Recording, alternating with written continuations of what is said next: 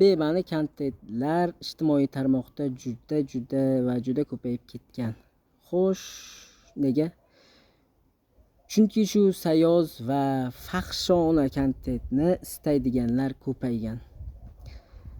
Balki bu qo'rqmasdan yosh bolaga telefon tutkazayotganimizdandir.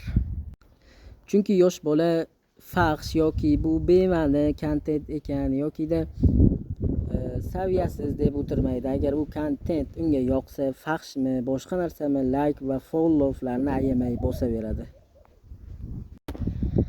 O'zlari shu sayoz, saviyasiz kontentni miriqib tomosha qilishadi va qaysidir bloger chiqib bu kontentlar ongimiz uchun zararli, bularni ko'rmanglar, bularni boykot qilinglar yoki shunga o'xshash gaplarni aytishsa, o'sha saviyasiz kontentni miriqib tomosha qilayotgan tomoshabinlar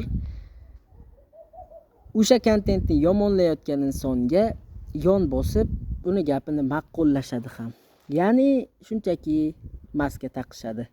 Bu kontentlar chiqishini to'xtatishning choralaridan biri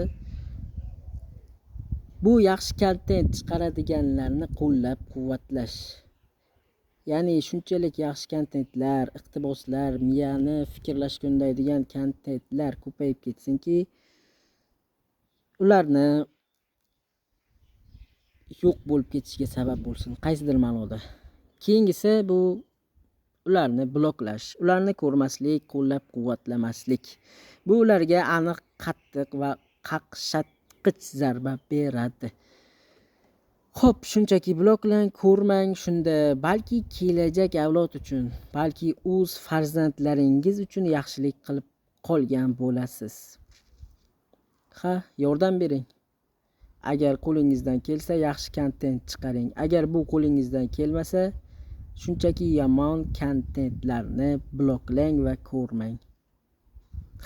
Salomat bo'ling.